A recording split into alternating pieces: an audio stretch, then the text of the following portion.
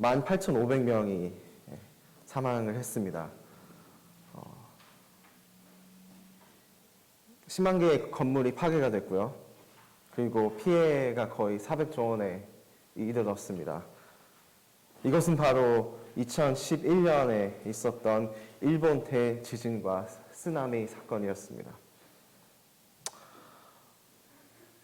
이 쓰나미는 지진으로부터 일어났는데 그 규모가 9.0의 강진이라고 했습니다.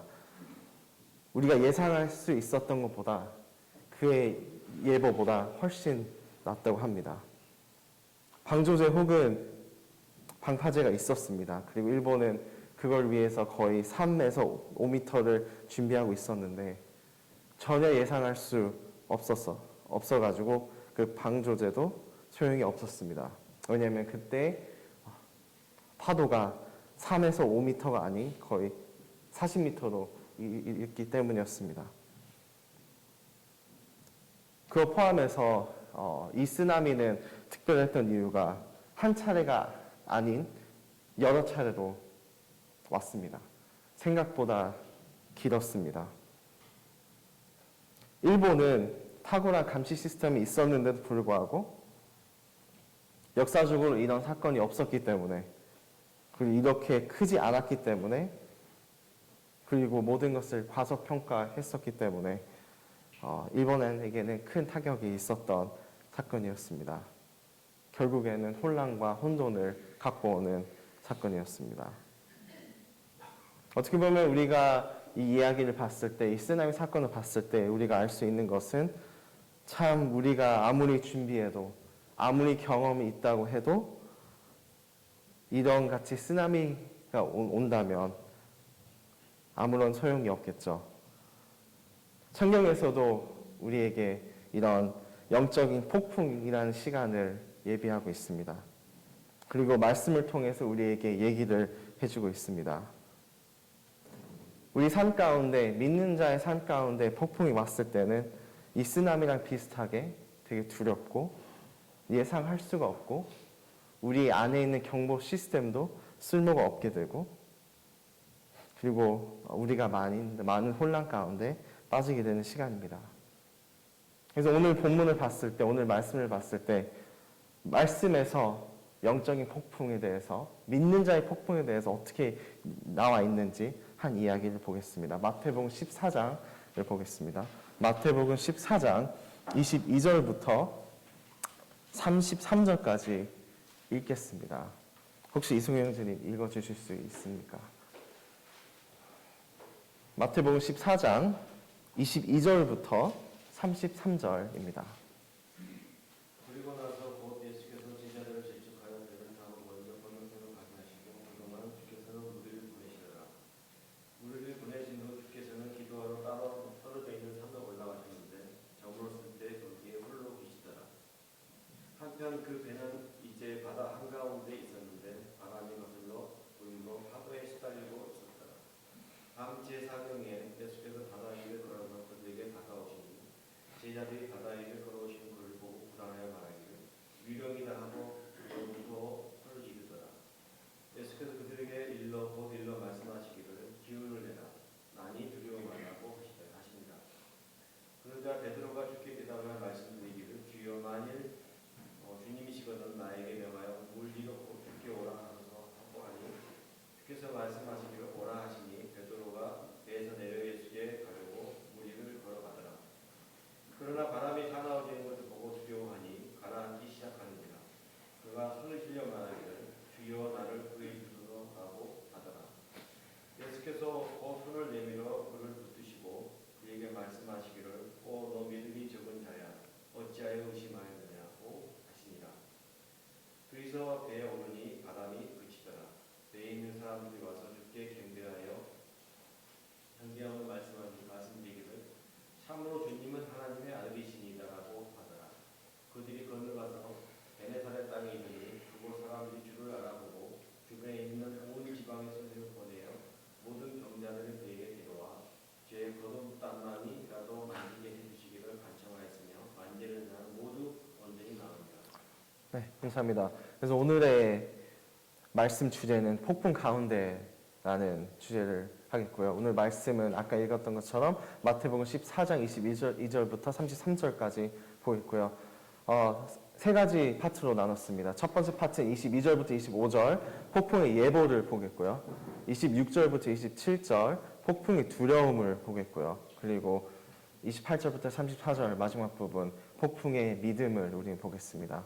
폭풍의 예보, 폭풍의 두려움, 그리고 폭풍의 믿음입니다. 가기 전에 우리는 문맥을 살펴볼 필요가 있죠. 근데 문맥 같은 경우는 14장 1절부터 보면 큰 사건이 하나 있습니다. 예수님과 제자들한테는 너무나도 큰 소식이었죠. 세례 요한이 죽임을 당했다는 소식을 듣게 됩니다. 예수님께서 그 소식을 듣고 마음이 무거움으로 바로 기도를 하시려 가지고 싶었는데 그때 큰 무리가 따라오게 되죠. 큰 무리가 따라오므로 14장에 있는 두 번째 큰 사건이 있습니다. 그게 바로 오병이어의 기적이죠. 근데 그 오병이어의 기적은 많은 시간을 오늘 본문이 아니기 때문에 많은 시간을 보내지 않겠지만 결국에는 교훈은 그거였습니다. 교훈은 바로 16절에 예수님께서 그렇게 얘기하거든요. 너희들이 해라. 너희들이 할 수 있다. 왜냐하면 그 당시에 5,000명의 남자들이 모였다는 것은 가족끼리 왔다면 거의 15,000명이 모였는데 예수님께서 계속 가르치고 계속 병을 고치시는 일을 하면서 초저녁이 됐던 거예요. 저녁이 쭉 가까워졌던 거예요. 그러면 가족끼리 저녁을 먹을 시간인데 이건 어느 정도 외진 지역이라서 지금 돌려보내지 않으면 저녁 시간 놓치고 밤이 돼서 위험해지니까 제자들이 주님, 우리 제자들을 빨리 돌려보냅시다. 아니, 사람들 빨리 돌려보냅시다. 왜냐면, 이제 저녁을 먹어야 되니까. 우리는 음식이 없습니다. 근데 주님께서 16절에 어떻게 얘기하시냐면, 너네가 먹여라. 아니, 주님, 무슨 말도 안 되는 소리예요, 지금. 내가 지난번 우리의 전체적인 창고 통장을 봤을 때 우리 돈 없어요. 지금 15,000명을 우리가 어떻게 먹입니까? 너희들이 해라. 내가 있으니까 너희들은 할 수 있다.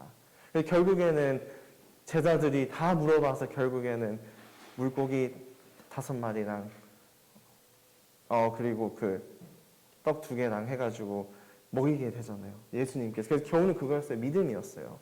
어떤 믿음이냐면 제자들이 그냥 할 수 있는 것이 아니라 예수님이 있다면 제자들은 할 수가 있다. 그 불가능이 가능해질 수 있다는 게 교훈이었거든요. 근데 왜 이 마지막 오병이어의 기적 그 부분이 중요하냐면 오늘 본문은 22절부터 시작하기 때문입니다. 그 기적이 끝나자마자 22절 좀 주목해 주시기 바랍니다. 제가 읽는 것은 개역 성경이에요. 예수께서 즉시 일러 가라사대. 그 즉시라는 단어에 좀 주의 깊게 봐주시면 합니다. 즉시. 그리고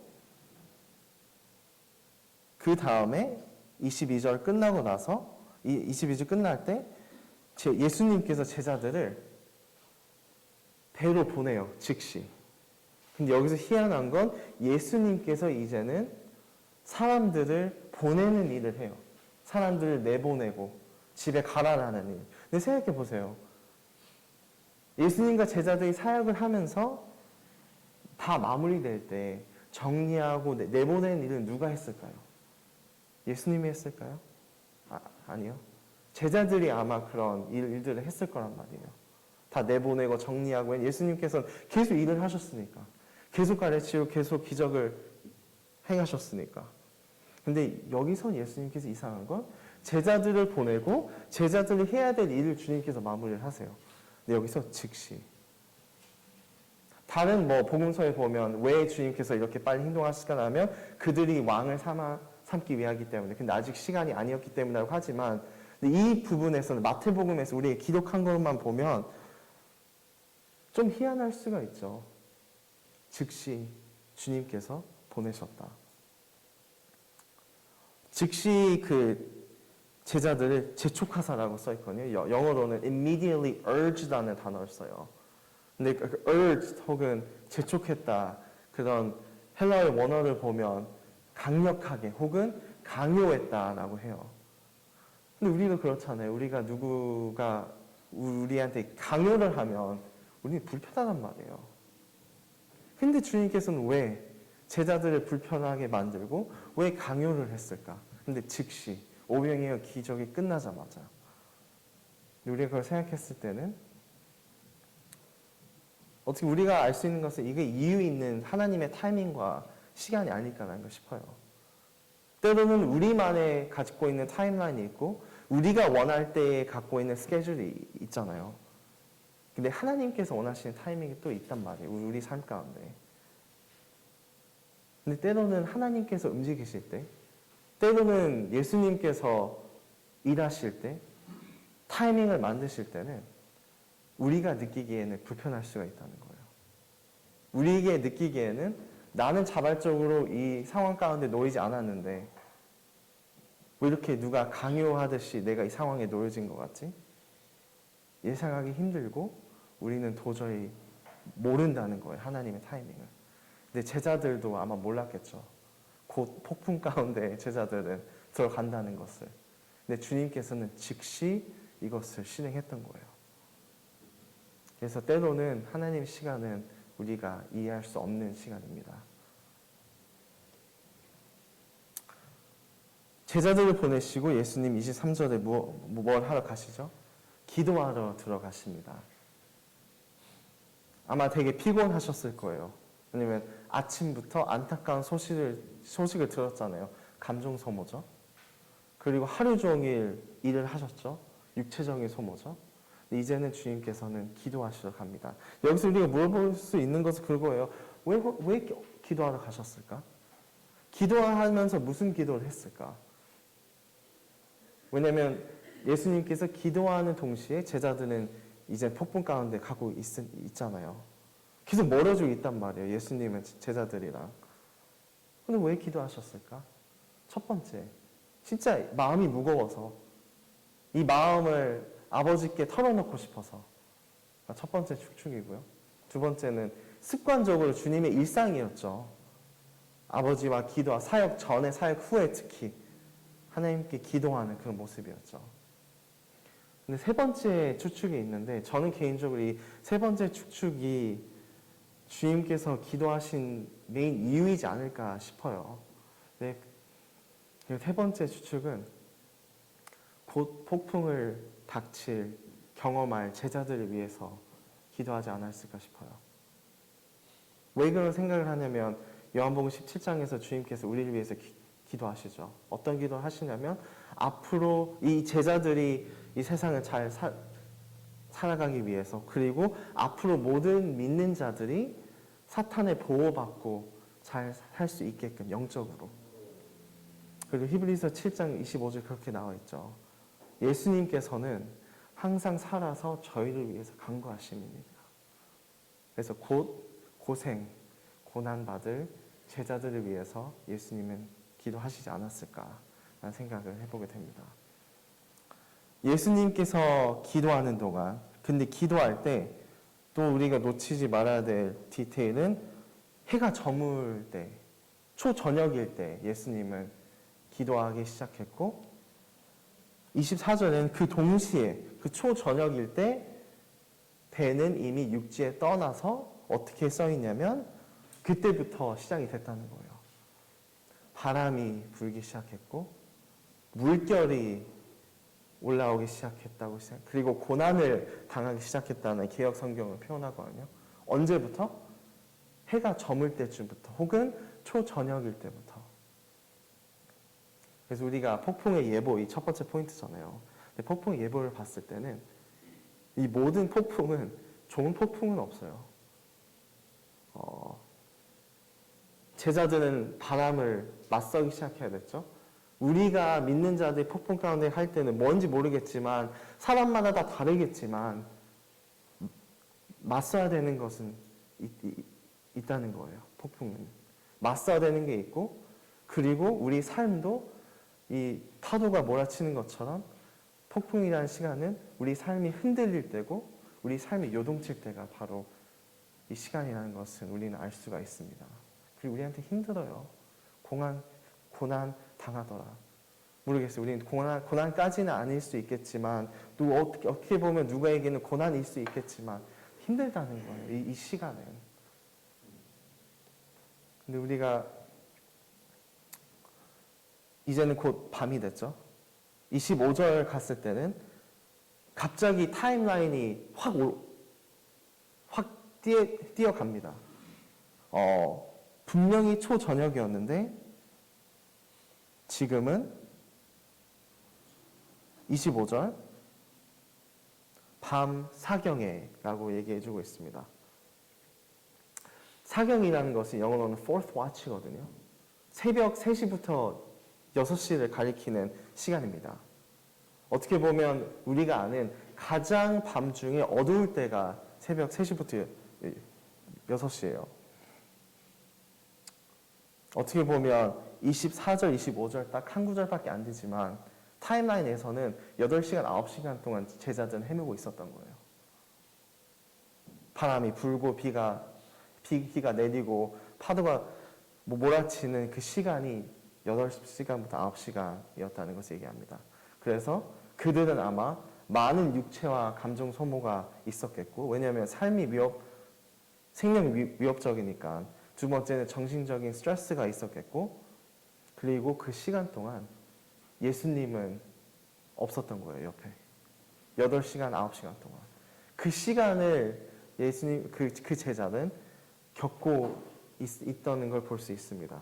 그래서 우리는 폭풍의 예보를 봤을 때는 즉시라는 단어가 있고요. 우리에게는, 제자들에게는 즉시, 혹은 매우 불편하고요. 예상할 수 없는 시간이고요. 근데 우리가 예보 가운데 알 수 있는 건 그거예요. 100%는. 하지만 하나님께서 예배한 시간이라는 거예요. 왜냐하면 예수님께서 보내셨기 때문에. 우리는 그 첫 번째 포인트는 그거를 알 수가 있습니다. 26절, 27절 두 번째 포인트, 폭풍의 두려움을 보겠습니다. 26절에는 두 가지가 있습니다. 예수님의 등장이 있고 그리고 제자들의 두려움이 있어요. 근데 우리는 볼 수가 있죠. 왜 제자들은 두려워했을까? 왜냐하면 이렇게 나와있거든요. 제자들이 그 바다 위로 걸어오심을 보고 놀라 유령이라 하며 무서워 소리 지르었던. 진짜 무서웠던 거예요. 근데 여기는 아니 왜 제자들은 무서웠을까? 아니 방금 오병이어의 기적을 봤고 그리고 그 전에 계속 주님께서 이적을 행했는데 왜 죽기 직전 이 시기에 예수님을 보면 아니 안심해야 되는 게 아닌가? 라는 생각이 들죠. 근데 잠깐 이 시간을 갖고 제자들이 어떤 경험을 했을지 좀 생각은 해볼 필요 있는 것 같아요. 일단 제자들 입장에서는 예수님이 확실히 경험했어요. 그의 능력을 알고 그가 메시아라는 것을 계속 예수님께서 얘기를 해주고 있었죠. 첫 번째요. 어느 정도 믿음은 있었어요. 두 번째. 근데 14장 첫 번째 부분의 사건이 뭐였죠? 세례 요한의 죽임당한 거예요. 예수님을 끝까지 믿음으로 요한이 죽었던 거예요. 근데 현실은 나는 이젠 죽을 위기가 놓인 거예요. 두렵지 않겠어요? 그래서 우리 삶 가운데도 비슷한 것 같아요. 우리는 다 믿는 자잖아요. 예수님을 구원으로 경험을 한 사람들이에요. 근데 반면에 우리도 두려움이 있어요. 결혼한 사람 입장에서는 그래 주님을 믿으면 주님께서 날 구원하시고 챙기셨으므로 날 하겠지. 근데 내가 아는 믿는 자들 중에 이혼한 사람도 있어. 근데 현실은 되게 이혼율이 많은 세상에 난 살고 있다. 그걸 볼 수 있고요. 직장 잡는 입장에서는 그래 주님을 믿으면 주님께서 나한테 가장 좋은 직장을 주실 거야. 근데 최악은 아니 주님을 많이 따르는 사람들도 직장 잡기 힘들어하네. 혹은 아니 선교사님들의 삶을 보면 왜 이렇게 경제적으로 힘들어하는 삶이네. 주님 따르면 경제적으로 힘든 것도 내가 되면 어떡하지? 근데 현실은 진짜 먹고 살기 힘든 시대예요. 어떻게 보면 제자들이 있었던 그런 상황은 참 인간적으로 봤을 때 참 두려워할 수 있는 상황이 아닌가 생각이 들었습니다. 그래요. 이게 강아지를 키우는 분은 우리 교회는 많이 없지만 참 그런 재미있는 경우를 봤어요. 예를 들자면 제가 강아지를 키워요. 근데 강아지의 역할은 보호자잖아요. 그래서 어떤 낯선 사람이 오면 그 강아지보다 훨씬 더 큰 사람인데 많이 짖는단 말이에요. 예, 많이 짖어요. 오지 말라고. 근데 점점 더 그 큰 사람이 그 강아지에게 더 다가갈수록 이상하게도 아니 아까는 더 세게 짖었는데 이젠 좀 조용히 짖고 계속 이게 텐션은 다운 되는 거예요. 근데 그 사람이 그 강아지를 안고 들어 올리고 해치지 않을 마음인데 근데 그때는 강아지는 되게 얌전해지고 두려운 눈으로 강아지 주인을 쳐다봐요. 되게 불쌍한 눈으로. 어떻게 보면 그걸 보면서 참 이 제자들의 지금 상황 폭풍을 맞이했을 때 우리의 반응과 참 비슷하다는 생각이 들거든요. 예수님을 믿는 자로서 어느 정도 이제는 경험이 있고 구원 믿는 자로서 몇 년이 지날수록 나는 믿는 자로서 잘 서 있어. 어느 정도 자신감이 생길 때도 있는 것 같아요. 그래서 다른 사람이 넘어지는 거 봤을 때 다른 사람이 폭풍을 되게 힘들어하는 거 봤을 때 우리는 솔직히 그걸 갖고 왜 이렇게 힘들어하지? 아니면 그냥 우리는 공감해주지 않고 그냥 기도해 줄게요 라고 그냥 지나칠 때도 있고요.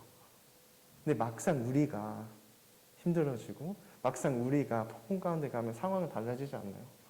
자신만만했던 나의 믿는 신앙생활은 우리가 당하게 될 때 연약한 존재가 되어버리고 변하게 되어버린 것 같아요.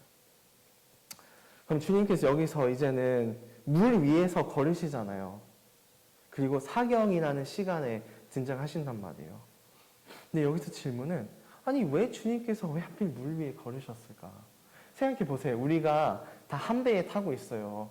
근데 그 배가 8, 9시간 동안 죽을 위기로 계속 흔들리고 왔다 갔다 해요. 우린 예수님을 믿잖아요.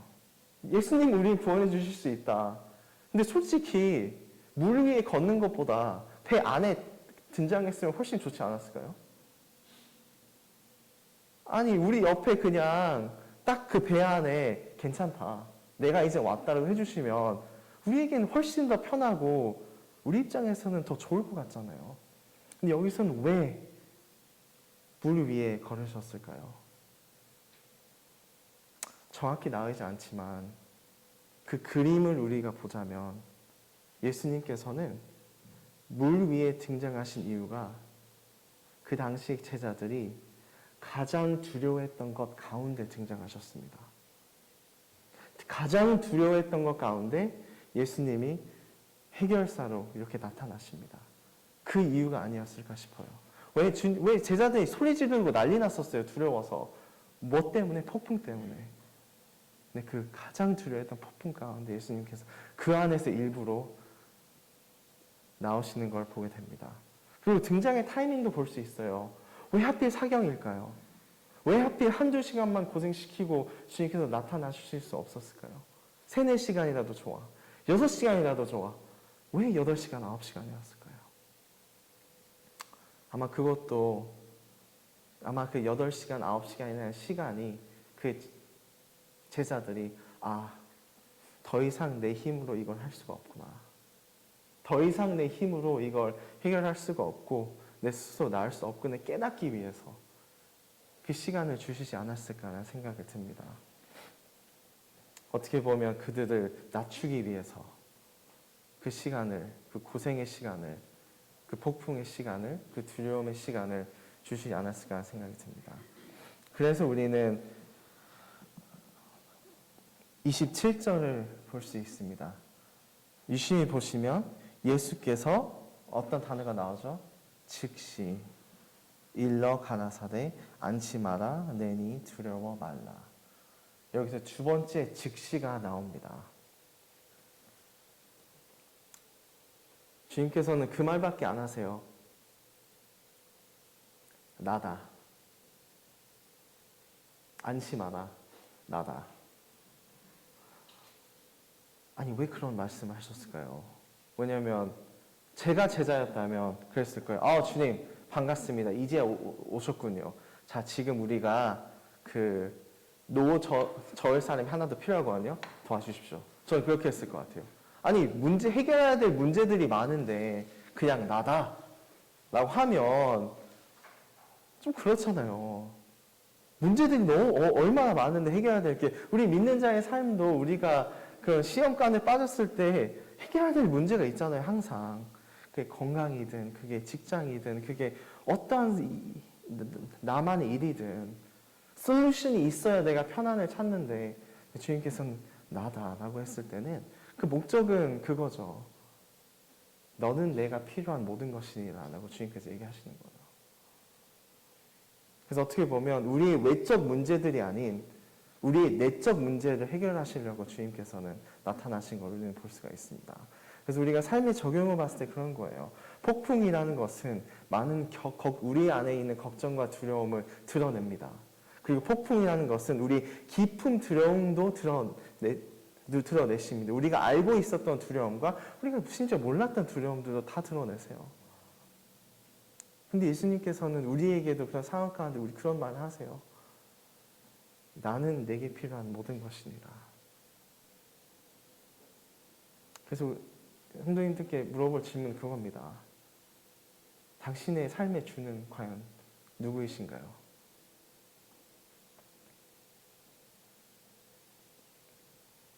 그래서 우리가 볼 수 있죠. 예수님은 즉시 우리에게 우리가 필요할 때 말씀으로 알려주십니다. 즉시. 그래서 우리는 그걸 볼 수가 있죠. 많은 외적인 혼란 속에서 오직 하나님의 내적인 해답을 바라봅시다. 많은 외적인 혼란 속에서 오직 하나님의 내적인 해답을 바라봅시다. 네, 마지막 포인트로 가겠습니다. 폭풍의 믿음으로 갈 텐데요. 베드로가 등장하게 돼요. 그 가운데 베드로는 딱 얘기하시죠. 만일 주이시거든 저를 불러내어 제가 물 위를 걷게 하십시오. 근데 여기선 만일 if you are God 라고 해요. 근데 우리가 봤을 때는 베드로 이걸 봤을 때 좋은 평가를 해야 될지 안 좋은 평가를 해야 될지 좀 헷갈리죠. 아니 만일 아직도 몰라? 아직도 예수님이 주시고 아직도 예수님의 능력을 의심하는 거니? 근데 반대로 봤을 때는 이 모든 제자들 중에 나는 물 위를 걸어봤다라고 할 수 있는 제자는 베드로밖에 없죠. 그래서 양방면이 있는 것 같습니다. 그리고 만일 주시거든 했을 때 베드로의 시선은 예수님께 가 있었어요. 근데 그랬더니 베드로가 물 위에 걷기를 시작을 했습니다. 베드로의 믿음이 혹은 내적에 있었던 믿음이 외적 많은 상황들을 승리를 이끌었던 거예요. 그래서 걸을 수 있었던 거예요.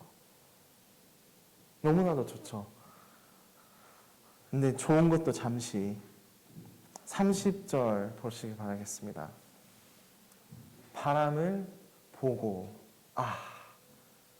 시선이 움직였습니다. 예수님으로부터 다시 그 외적인 것으로 그 상황으로. 근데 내적으로 외적으로 옮기니까 어떻게 되냐면 내적 평화가 깨지면서 그 두려움 이 몰아치기 시작하면서 다시 물에 빠지기 시작을 합니다. 그래서 어느 형제님이 이렇게 말씀하셨어요. 세상은 우리를 겉으로부터 안으로 바꾸지만 예수님은 우리를 안으로부터 밖으로 변화시킨다.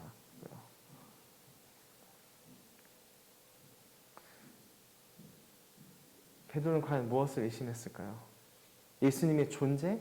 아니죠. 예수님의 이전에 행했던 이적들? 아니죠. 베드로가 여기서 의심했던 것은 예수님의 능력의 한계였던 거예요. 때로는 우리의 믿음 생활도 그럴 때가 많은 것 같아요. 최고의 기적은 우리는 다 경험했습니다. 영원한 사망으로부터 영원한 생명까지 얻는 거. 최고의 기적을 경험했는데 때로는 우리는 의심을 또 하게 되는 모습을 보게 되는 것 같아요. 이 상황을 안 해결해 주시면 어떡하지? 이 상황도 혹시 해결해 주실까? 가능하신 분인가? 어떻게 보면 우리도 베드로처럼 만일 주시어거든 이라는 기도를 할 때가 있는 것 같습니다. 베드로는 실패했어요, 결국에는. 근데 이 세상은 다 그렇잖아요. 성적이 안 되면 원하는 학교에 못 들어가고, 능력이 안 되면 원하는 회사에 못 들어가고, 신체적인 조건이 안 되면 우리가 원하는 스포츠 동호회나 팀도 못 들어가요. 베드로는 실패했습니다. 못 들어갔어요. 결국에는 한마디로 망했습니다. 근데 거기서 예수님의 반응은 어떨까요? 31절, 예수께서 즉시 손을 내밀네. 실패했음에도 불구하고 예수님은 즉시 반응했습니다. 즉시. 어떤 즉시요? 구원을요. 바로 구원하셨고, 그리고 베드로를 들고 배에 타서 바람을 잠잠케 했습니다. 그 장면을 보면 예수님께서는 물 위에 있었죠. 그리고 베드로는 바다 밑으로 들어가고 있었고요. 그래서 예수님께서는 위에 계신 분이신데 밑으로 손을 내밀어서 베드로를 위로 건지셨습니다. 어떻게 보면 이것은 우리의 구원의 이미지랑 매우 비슷하다고 봅니다. 하늘에 계신 예수님께서 이 땅에 내려오셨고 죄에서 멸망하는 우리를 건져내신 예수님, 우리는 여기서 비슷한 이미지를 볼 수가 있죠. 그래서 여기서는 예수님께서 왜 그러실까 하는 생각을 해볼 수 있는 것 같아요. 왜 그러셨을까? 왜냐하면 예수께서 베드로를 무너뜨리시고 다시 세우실 필요가 있었기 때문입니다. 왜? 앞으로 교회를 시작하고 초대교회를 위해서. 그래서 어떻게 보면 폭풍의 이유를 봤을 때 우리를 다시 새롭게 하는 목적이 있는 것 같아요. 우리의 이전에 있었던 것들을 무너뜨리시고 깨트리시고 다시 주님께서 주님의 원하시는 현상대로 우리들 다시 일으킬 수 있도록, 그 결국에는 우리 또한 그의 나라와 그의 교회를 위해서 활발히 사용될 수 있도록 그의 목적이 아닌가라는 생각이 듭니다. 그래서 물어보고 싶습니다. 그러면 이제는 어떻게 보면 이 구절을 우리가 거의 다 봤는데 이 이야기의 정점은 어디인 것 같으세요? 오늘 말씀의 정점. 주님께서 제자를 보내셨을 때, 혹은 폭풍이 시작됐을 때, 주님께서 두려움 가운데 걸으셨을 때, 베드로가 빠지고 주님께서 구해내셨을 때, 어떻게 보면 그 많은 그런 것들도 이 이야기의 정점이 될 수 있지만, 제가 오늘 이 자리에 나와서 얘기해주는 오늘 말씀의 정점은 바로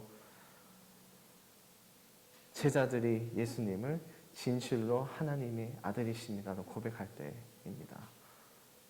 그런 것 같아요. 우리 믿는 자의 삶도 물론 주님께서 일해 주실 때, 주님께서 드러나실 때 우리 삶의 정점이지만 정말 우리의 삶의 클라이맥스는 우리가 그것을 경험하고 배우고 다시 진정으로 주님께 예수님은 하나님의 아들이십니다.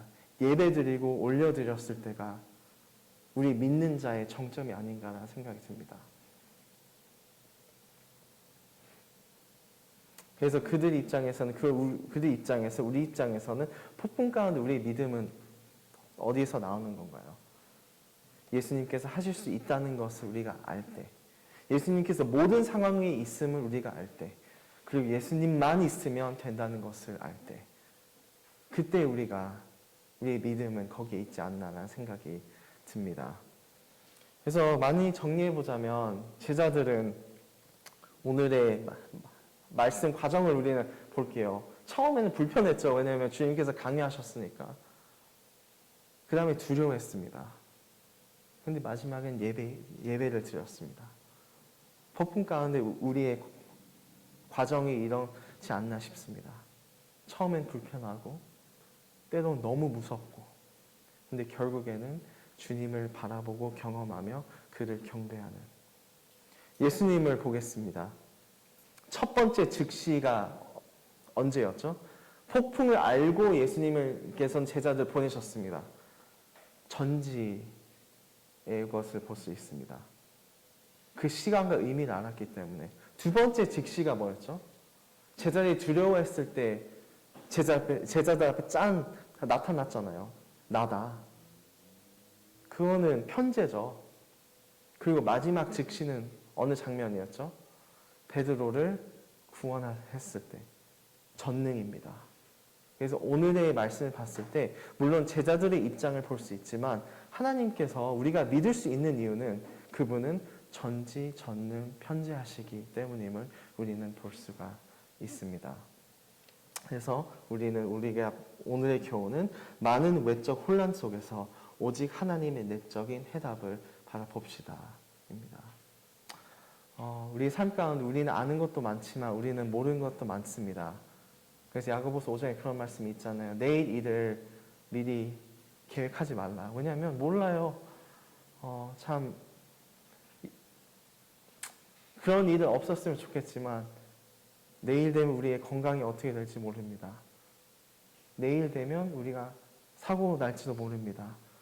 내일이 되면 우리가 이 세상에 없을지도 모릅니다. 아무것도 모릅니다. 근데 주님께서 우리에게 말씀하신 건 오래 살아서 나를 위해서 사역해달라는 건 아니고 오늘 나를 믿으라라는 말씀이 아닌가 싶습니다. 나만 있으면 오늘 너희는 살 수 있다. 나만 있으면 너는 괜찮다. 그래서 오늘날 우리가 알 수 있는 것은 그거죠. 우리가 믿을 수 있는 것은 오늘 주님이 잘 이끄실 거라 믿고 내일도 주님의 뜻대로 되리라 믿습니다. 그런 고백을 필요하지 않나 싶습니다. 그래서 세 가지 봤습니다. 마태복음 14장 22절, 33절 봤고요. 폭풍의 예보, 폭풍의 두려움, 그리고 폭풍의 믿음을 봤습니다. 네, 기도하고 마치겠습니다. 아버지 하나님, 이 시간 말씀을 볼 수 있음에 감사드립니다. 오늘 말씀을 통해서 예수님이 어떠한 분이신지 한 번 더 보게 됩니다. 지금 예수님은 참으로 높으시며 우리의 왕이시며 전지전능 편지하심을 우리는 보게 됩니다. 이는 우리 삶 가운데 신앙 또한 있고 시험 또한 있는 것을 보게 됩니다. 근데 주님께서 얘기해 주시는 것은 그 시간 가운데 예수님을 바라보면 된다라고 말씀해 주심에 다시 한번 감사를 드리게 됩니다. 오늘 말씀이 우리의 마음 가운데 잘 심어져서 많은 열매를 내줄 수 있도록 성령님께서 그 사역을 계속 해주시기를 기도에 부탁드립니다. 이 모든 기도는 예수 그리스도의 이름으로 기도되었습니다. 아멘.